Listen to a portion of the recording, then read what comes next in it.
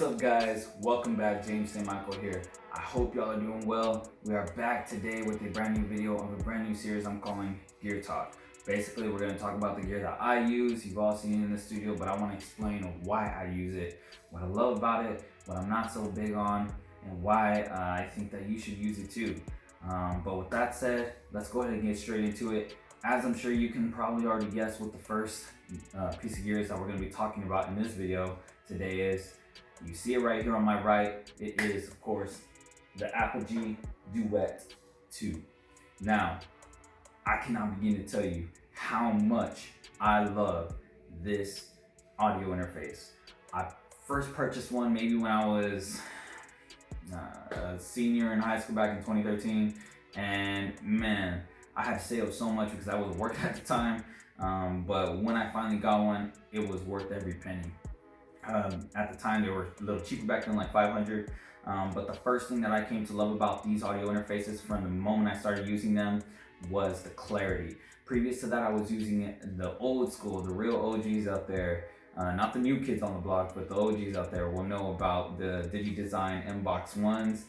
Those were the interface. That was the interface I was starting off with. I think it was maybe even a M Audio at the time that owned it, and to go from that to Focusrite Scarlett 2i2 when they first came out, and then to this is at a point where I first felt like I was finally able to get real professional quality audio finally coming into my DAW.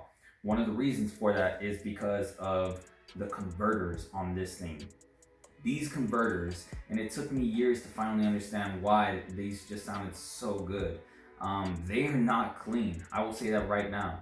They are very, very, very colorful and in a beautiful way. I love the way these converters sound. It's the reason why I'm still using Apogee instead of Universal Audio right now. You know, a lot of people are getting on the Universal Audio shit, and rightfully so. The UAD plugins are, I think, the biggest appeal to Universal Audio right now. I've used them, I love them, but when it comes down to it, I'm a big person when it comes to huge power, small form factor. And I think that this has a huge step in the direction that I go for when I produce, because I'm looking for beautiful sound.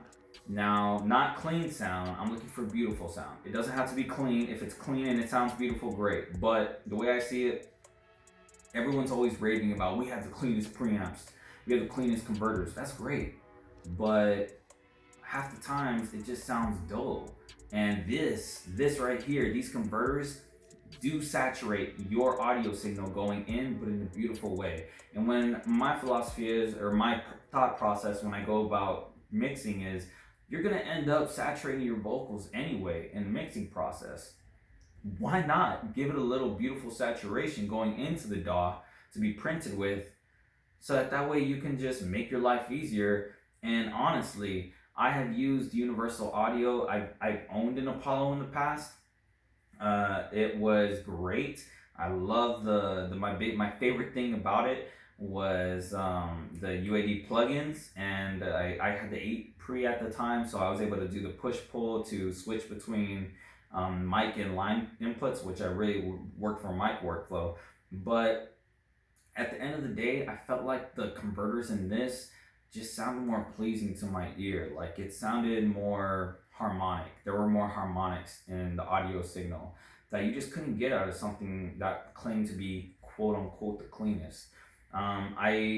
I swear by this audio interface because, one, it's simple. Look at this. It's the size of my hand. I have a big hand, but still, for me, it's simple. Someone with a smaller hand, it'd be a little bigger, but it's small in form factor. It has high quality. It's so simple to use. All you have is one knob and two little touch circles here. I don't know what the technical term is, but two little touch circles here that you can assign to certain features in the Apogee software. My personal configuration right now is mute all on the right, or mute monitors on the right touch circle, and then the left is sum all to mono, which brings me to the downs on this, just so you guys know, because I'm always going to be honest with y'all. For me, the first down, and it's a big down for me, is that you only get on the breakout cable one set of audio stereo outs or monitor outs. Not a big deal if you're starting, but if you're looking to get into mixing and you want to hear your mix on different monitor sets to make sure that, or audio sources to make sure that it's translating well and your work is solid, you can't do that with this unless you get like some type of external monitoring system. Me personally, I'm trying to get the Apogee Quartet. Yes, I did say Quartet, because I just love this audio interface. I love the converters in it, and it's the same one in the Quartet, but you get 4 inputs and then you get 3 stereo outs to check your mixes with. It's the perfect audio interface for me and my needs. And that's what I'm trying to get to suffice for that. I'm just trying to find the right one at a good deal, but that's the first down I will say, is that you only get one set of stereo outs.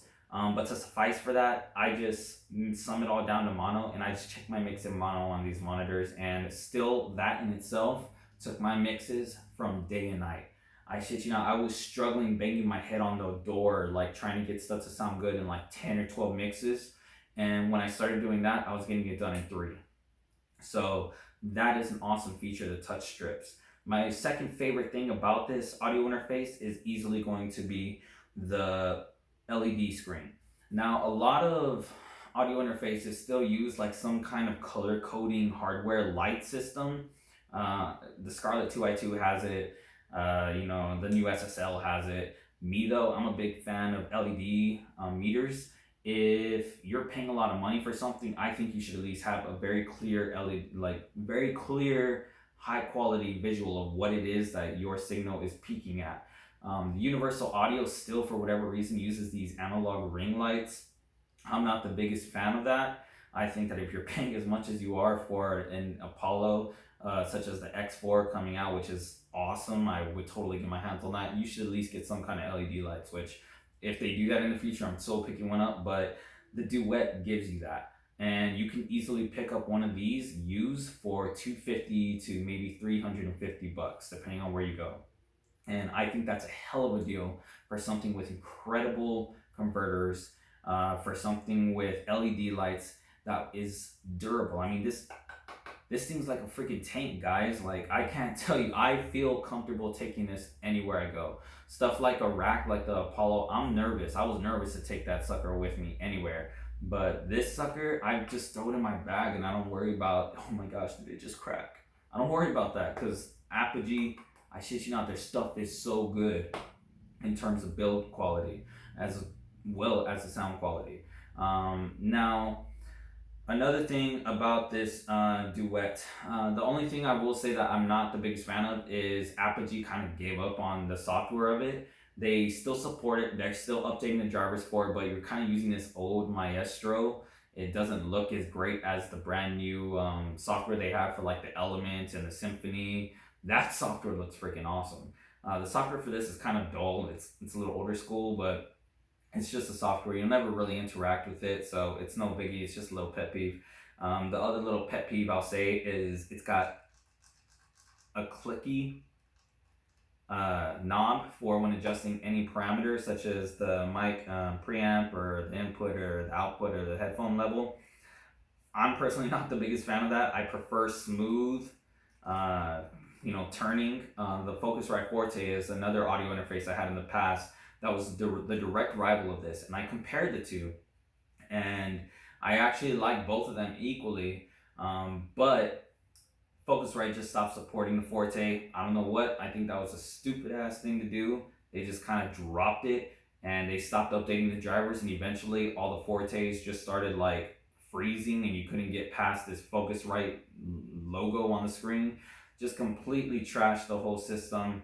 I thought that was horrible because it was a great interface, really great competitor to this, but they just gave up on it. So, Apogee being Apogee, standing by their products and just, pursuing through each operating system that Apple released, won through, and they won that battle, and rightfully so. They sound great, and Apogee is a great company to buy from. Now, next thing that I love about this, the preamps. They are not the greatest, I'll say the most mind-blowing preamps, but they are clean. And my favorite thing is that they have a shit ton of gain they allow you to work with. An example of that would be, recently I purchased the Shure SM7B. When I was buying that, a lot of forums were saying, you gotta get the Cloudlifter. If you don't get the Cloudlifter, don't buy that mic. It's trash without the Cloudlifter. It only sounds good with the Cloudlifter. You can't hear nothing without it. And I was like, I don't know if I want to buy a mic, then I have to buy a Cloudlifter on top of that. That's like $550 right there. But I looked into it. This bad boy right here, in this form factor, this bad boy has up to 60 plus decibels of gain for your mics. And I was like, yo, I think I'm gonna be all right without that Cloudlifter. So I went on and I bought it, I connected it. When I dial this into 52 to 54 decibels of gain, I hit that perfect sweet spot of -12 to -6 decibels on the mic going into the DAW, as the DAW reads in the meters. And I hear no sound, no hum, no hiss, no preamp sound, no nothing. And that is such a beautiful, beautiful life-saving thing. Like, y'all don't even know. For someone who recorded with a condenser mic for so long, and preamp noise was just it was a bitch, guys. It was horrible. God forbid, it was probably the preamp, the floor preamp that mic came with. But y'all don't even know how beautiful it was to be able to say, my Duet gave me 52 to 54 decibels of gain on my mic, and I heard nothing but an audio signal. I didn't have to use a noise gate to take out any room noise, none of that. This was the holy grail for me moment, the holy grail moment for me. And that is undoubtedly one of my favorite things about this audio interface. The preamps have so much clean gain for you to work with.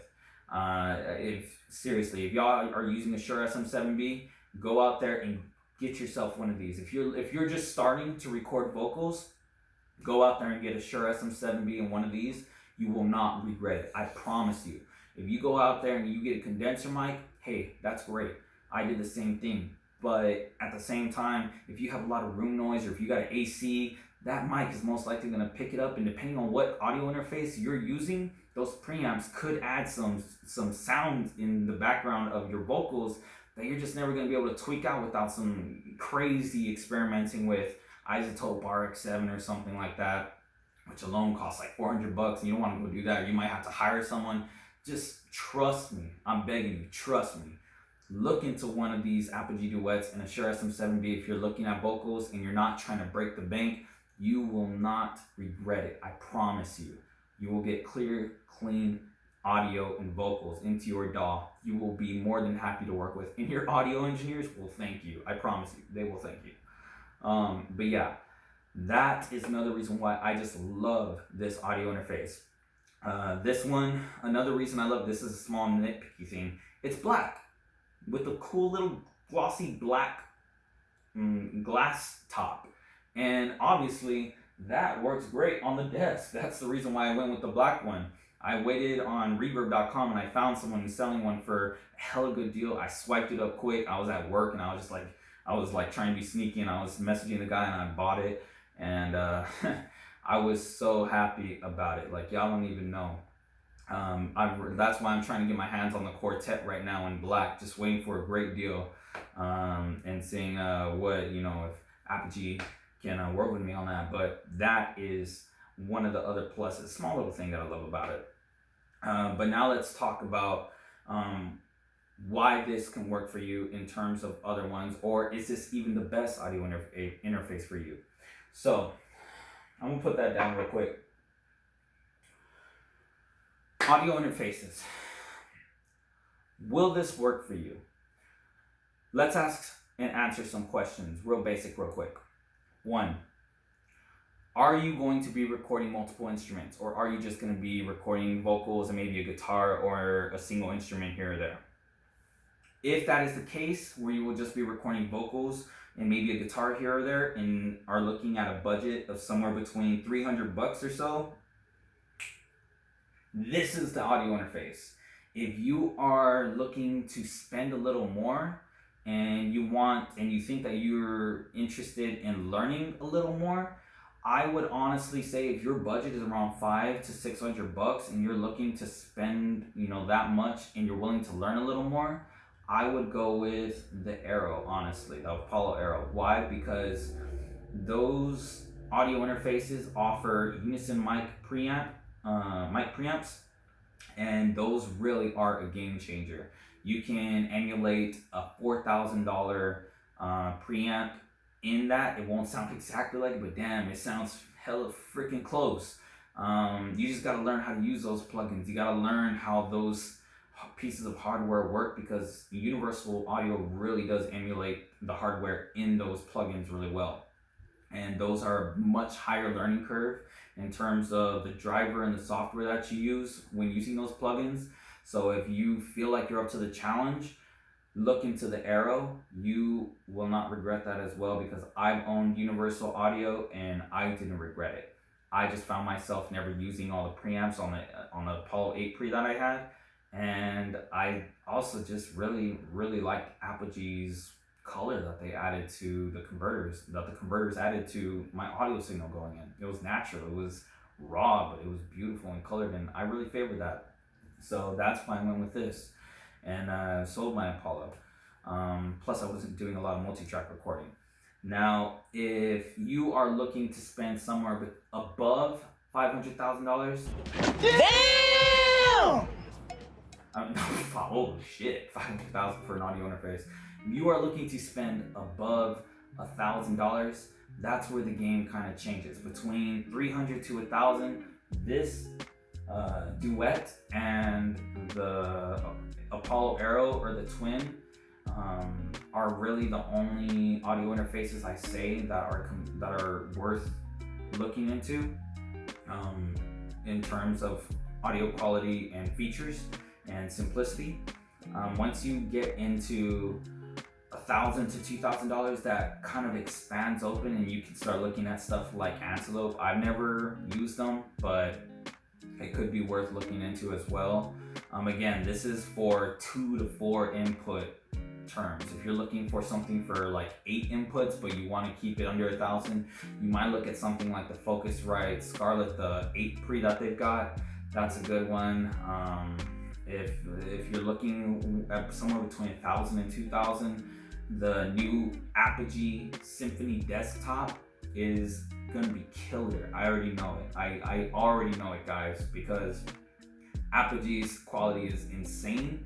And in the Symphony Desktop that I believe starts at $12.99 American USD, they are now starting to do plugin emulation just like Antelope Audio and UAD. So I can't wait to hear how Apogee is gonna knock it out the park with that.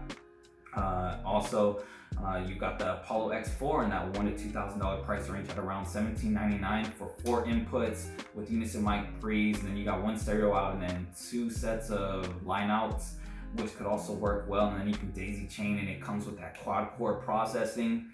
I mean, that alone is just ear-gasmic, boggling to hear, but that's where I feel like those are the 2 main ones in that $1,000 to $2,000 price point. Also an Antelope one could work. I've never used one, so I can't speak to it. But once you get to that $2,000 to $3,000 range, of course, at that point we're looking at the Apollo, the standard one with the 4 ends. Anything above 3,000, we're now talking Symphony with converters and pre's, and Apollos with 8 pre's. That's a whole different world, so we won't get into that. But the biggest question that I want to answer is this audio interface for you? If you are a beginning artist, or you're just starting your musical journey, or just looking to record vocals, or only have a budget of around $300 to spend on an audio interface, or want something really clean and simple and easy to use and reliable, that is high quality and used by a ton of real music professionals, all the way from Dr. Luke to Rodney Jerkins, who else uses them? Oakfelder uses a Quartet, which is the exact same as this, but with 4 inch. If y'all are looking for something that the pros are using for only around $300, that is simple to use and durable, and you can count on to give you great studio quality, then yes, this is for you.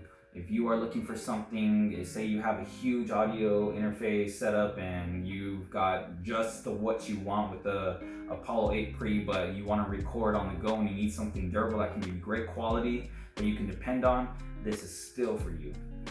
I can't speak enough to how incredible this audio interface is. I count on it. My studio relies on this. I rely on it, and I know that it will never fail me, and I know that it will never fail you as well. So with that said, this has been the first Gear Talk on my channel, and I hope that you guys have learned something. I hope that this information has helped you in some way to make a choice about what you want to do in terms of audio interfaces, and if this is for you or not. And I hope that you guys are able to make a better educated choice on what works for you. If you guys have ever used an Apogee, let us know in the comment section below. Let's get a discussion going about what we've used, what works best, if this worked for you. Maybe there's something better than this that I missed. Let's find out about it in the comment section below. If you guys like the video or you have any recommendations about how I can make it better in the future, let me know in the comment section as well. I'd love to get y'all's input on this. But nonetheless, that is the Duet 2, guys. As always, thank you so much for coming by the channel and checking out the video. I hope this helped y'all, but more importantly, I hope y'all take care. And as always, good vibes and peace. Later, fam.